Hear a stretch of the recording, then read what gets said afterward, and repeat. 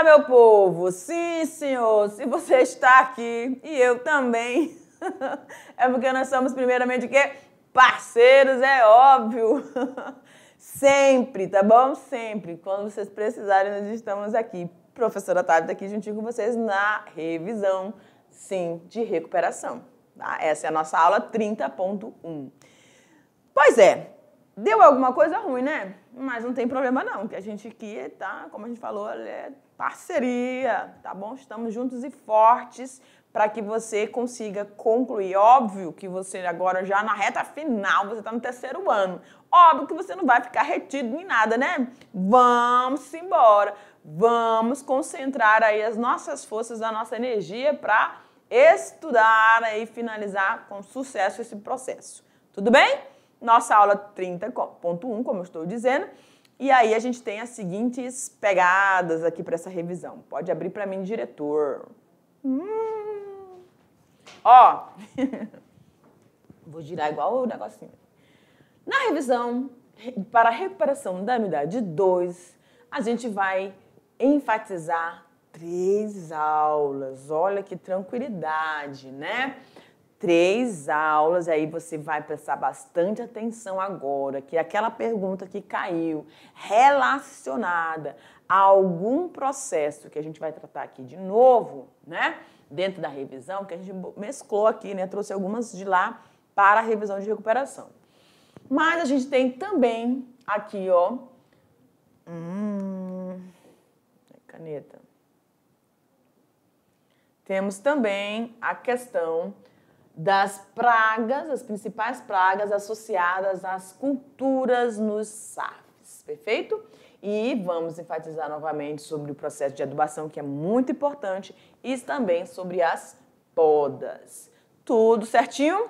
Então vamos lá, gente. Na aula 13, onde nós falamos sobre essas pragas presentes aí, né, em SAFs, nós pontuamos e conversamos sobre a broca do fruto do cupuaçu, conversamos sobre as brocas da graviola e da andiroba. Pois é, a gente fez uma mesclagem aqui de frutífera para as espécies aí que vão estar produzindo outros produtos, né? Então tem insumos aí também muito importantes economicamente falando, tá? Então, em relação à broca, isso aqui é um resumão, né? Isso aqui é uma lâmina bem interessante para que você consiga acentuar aí o seu processo de aprendizado e estudo, tá bom? Então, em relação à broca do fruto do cupuaçu, a gente descreveu aí a ação do Conotrocheilus humeropictus, tá? Que é da ordem Coleóptera, da família Curculidae. E a gente fez a descrição desse inseto, né? Os danos que ele causa ao fruto, porque a broca é broca do fruto, né? Práticas culturais que são utilizadas aí para o seu controle. Dentro da broca da graviola, nós falamos que aqui nessa frutífera a gente vai ter ela agindo no tronco, no fruto e também na semente, né? Em 3 estruturas diferentes. Lá do cupuaçu é só no fruto. Aí aqui a gente tem, ó, para cada uma dessas ações, um representante, um insetozinho que vai estar participando. Então, na broca do tronco, a gente tem o Cratossomos, que é um besouro. No do fruto, a Cerconota anolela, é uma mariposa. E a Befrateloides pomorum, que é uma vespa. Tem hora de dar uma trava-língua mesmo esse negócio aqui, tá? E aí a gente descreveu também a ação desses insetos, o manejo e o controle. Aí falamos também da broca, essa aula foi bem extensa, né? Sobre a broca da andiroba, Ipsila ferreas. Falamos da descrição, também a ação é uma mariposa, né? Descrição desse inseto e o manejo e o controle delas, tá bom? Então, olha lá. Dentro da broca do fruto do cupuaçu, nós descrevemos essa ação. Então, aqui a gente tem uma imagem desse besourinho. A gente falou que em relação a essas pulpas, elas são livres e de coloração branco-creme. O período de pupação nos machos é de 65 dias e as fêmeas de 73 dias. Bastante tempo, né? Então, elas vão ficar nesse estágio de pupação. O ciclo de vida vai compreender aí uma fase na parte aérea da copa, que é o adulto, né, o besouro, e uma fase no fruto, que é em forma de ovo e larva, e uma fase de solo. Então, vão ter 3 fases aí. Aérea e adulta, na parte aérea, o adulto. No fruto, a fase de ovo e larva, e na fase de solo, o estágio pulpário, tá bom? Que é o que vocês estão vendo aqui, né? Tudo bem? As fêmeas, elas podem viver mais de 2 anos passando assim de uma... gente, isso aqui é uma tensão muito grande quando a gente fala do cupuaçu. Então, uma das mais problemáticas realmente em relação ao cupuaçu é a ação dessa broca do fruto, porque elas podem, nesse estágio aí, passar, então, a atingir, né, outras safras consequentemente, tá? Quando a gente falou ali da broca da graviola, né, nós fizemos a descrição desse inseto também, falando do estágio larvário, que tem a coloração, que é a broca do tronco, que é o tronco, porque a gente vai ver vários deles, né? Então, em relação ao tronco, a larva tem coloração escura, pode atingir até 32 milímetros de comprimento e 11 de espessura. A larva vai eclodir de 16 a 21 dias após a sua postura e imediatamente começa então a abrir uma galeria. Esse é o problema, né? Começam a abrir as galerias no caule ou nos ramos. Essa larva vai permanecer cerca de 100 dias no interior desse tronco. 100 dias no interior desse tronco, alcançando aí um estágio adulto após viver aproximadamente 50 dias como pupa. A pupa é do tipo livre. O que a gente precisa observar?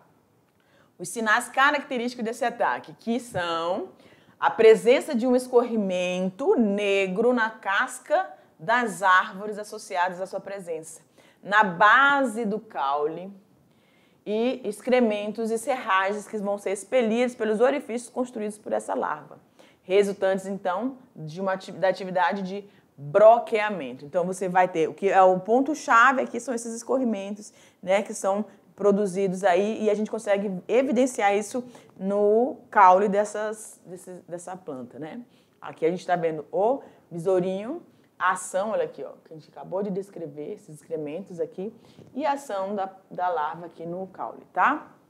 Ele acaba realmente fazendo esse caminho, esse percurso, então você, identificando essa abertura, você vai ter que encontrá-la, né, para poder retirá-la, porque senão ela vai ficar aí nesse ambiente. Sobre a broca do fruto, a gente falou que o controle desta praga, ele vai ser feito pela coleta, queima dos frutos atacados que se encontram na planta e no chão, tá? As flores e os frutinhos sadios vão ser pulverizados a cada 10 dias. Então, ela deve ser pulverizada a cada 10 dias com inseticidas. No monitoramento com o uso de armadilhas luminosas, como você está observando aqui, recomenda-se o controle químico quando forem capturados pelo menos 3 adultos por armadilha diária, tá bom? Então, a gente também tem essa metodologia, que são essas armadilhas, que tem alcançado aí bastante êxito nesse controle dessas mariposas, tá? Aqui, o ataque e o estágio larval presente aí dentro do fruto. Broca da semente, né? Então, a gente tem aqui, ó, o controle e esse manejo. Uma medida preventiva e ambientalmente mais adequada é o quê? O ensacamento dos frutos, ainda pequenos, com sacos de papel ou tipo parafinado, já disponível no comércio, para que você não tenha a ação dessa bendita aqui, dessa vespinha, tá? Outro método de controle que vai ser apontado aqui, que que se mostrou muito eficiente, consiste na pulverização dos frutinhos com uma calda preparada com 2 gramas de melaço, 2 gramas de sementes de graviola trituradas. E aí isso vai atrair a praga e as sementes possuem, então, a ação desses bioinseticidas aí, tá? Então, eu consigo fazer esse melaço para atrair e aí conseguir retirar esse indivíduo daí do meio da minha cultura, né? Para não afetar aí a semente, porque se afetou a semente já foi, né, gente? Em relação à broca da andiroba, os principais insetos causadores de danos em sementes e broto terminal de andiroba são as mariposas, do tipo Ferrales e a grandela, né? As larvas de ambas as espécies vão se alimentar dos cotilédonos dessas sementes. Então, ataca, destrói mesmo. Bom, vamos recuperar aqui. Questão de número 1 diz o seguinte: a árvore de até 10 metros, a nona muricata, conhecida como graviola, pertence à família das anonáceas, cujo nome genérico é usado para designar as plantas da família Anonaceae, constituída por cerca de 120 gêneros e aproximadamente 2.300 espécies. As pragas da gravioleira são constituídas por diversos tipos de insetos. A gente acabou de ver isso. Sendo a broca do fruto ocasionada por quem? A gente tem a besouro, vespa, mariposa, outro besouro, Conotrachelos, o outro besouro é o Cratossomos, e a mariposa Ipsila ferralis, de quem nós estamos falando quando a gente fala aí das pragas que vão, da broca, na verdade, que vai atingir o fruto da graviola. Sim, nós estamos falando da mariposa, Cerconota anonella, tá bom? Aula 21.1, nós falamos sobre a adubação. E a gente viu que é importantíssimo esse processo para que você tenha uma qualidade, né, do desenvolvimento desses vegetais, tá? Então, a gente falou sobre a cobertura, adubação de cobertura, falamos sobre a adubação verde e falamos sobre a adubação orgânica. Então, conceitualmente, a adubação, esse processo, reside no conjunto dos resíduos de vegetais ou animais que tem a origem de produto mineral ou químico que vão se misturar ao solo, à terra e permitir fertilizá-la ou regenerá-la, né? O que é importantíssimo nesse processo de adubação? A quantidade, ou seja, ela vai estar baseada para que eu tenha a quantidade certa para atender a exigência nutricional da minha espécie, tá?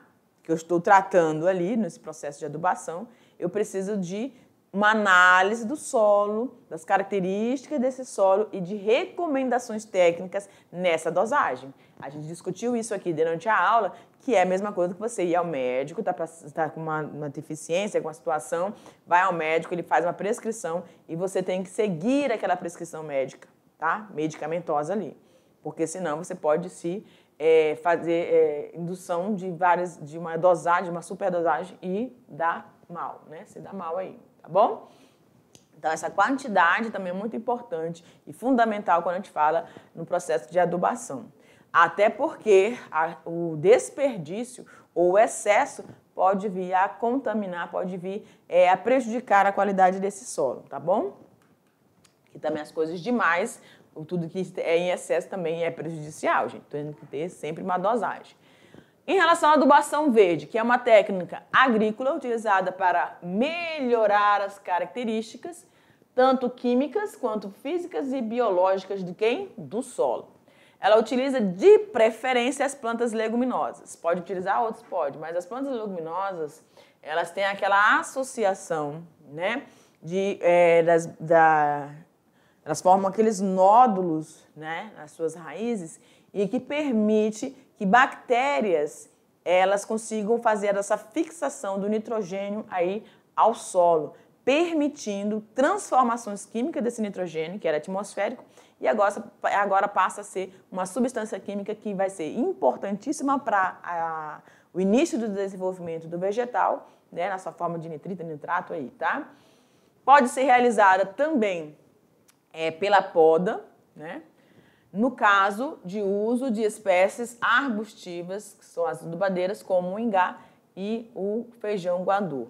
Então, a gente já comentou bastante isso em sala, sobre a questão dessas espécies adubadeiras aí, e importante elas estarem inseridas dentro dos teus SAFs quando a gente fala na questão ecológica sustentável do ambiente de produção, tá? A adubação orgânica, ela vai consistir na incorporação do solo de restos, né, de vegetais, animais, tá, que vão passar aí pelo processo de compostagem. Então, você vai ter ação de micro-organismos, né, que vão permitir aí uma qualidade desse solo, uma transformação química, física desse solo para que ele atenda essas necessidades nutricionais, perfeito? Normalmente aí vai de 30 a 40 dias para a sua formação. E aí você vai ter isso aqui, ó, um solo com uma característica bem viva, ela é bem, não é esfarelada, mas ela é bem revolvida, tá? Então é um solo bastante fértil, que foi atendido aí pelo processo dessa ação desses micro-organismos na sua decomposição. Aí uma atividadezinha para a gente analisar o que é a adubação verde. Então é aquela técnica que vai atingir tanto as características químicas, físicas e biológicas, e a gente tem o uso aí de plantas leguminosas para a fixação do nitrogênio atmosférico ao solo. Perfeito? Na aula 25, também aqui dentro da nossa revisão de recuperação, falamos sobre os tipos de podas e enfatizamos a importância desse processo, né, que vai suprimir uma estrutura vegetal, mas isso vai ser benéfico porque a partir dessas podas eu faço um controle dessa entrada de luz para os meus cultivos e também posso utilizar aí como processo de adubação desse sistema. Então, eu tenho mais ganhos envolvidos nesse processo dessa supressão, né? Aí a gente enfatizou as 4 modalidades da formação, né, das podas. A gente tem a poda de formação, de limpeza, de produção e de adubação. Caracterizamos cada uma delas, falamos que essa de formação ela vai ter uma capacidade de indução para a conformação desse fuste, né? Aí quando a gente fala do fuste, a gente lembra bem a questão do cacau, né? A questão do café, né? Que são importantes essa formação desse fuste para facilitar a colheita, né? E tudo isso tem que estar envolvido aí. As podas de produção, que aumentam a capacidade produtiva desses vegetais, porque ela vai se desfazer de brotos e galhos que estejam minando a energia, minando o vigor desse vegetal e, consequentemente, prejudicando o seu desenvolvimento. Então, a gente retira. E as podas de limpeza ou de rejuvenescimento? Ela é feita com a eliminação também de galhos e brotos. Parece próximo aqui, né? Mas um é para estimular a produção, tá certo? Para não haver gasto de energia para o foco, que não é, por exemplo, se está uma espécie de frutífero, está na produção dos frutos, então eu tenho que ter o foco para o amadurecimento, o processo de desenvolvimento de boa qualidade desse fruto. Quando a gente fala de poda de limpeza, é realmente para dar uma ação de um gás a mais, né?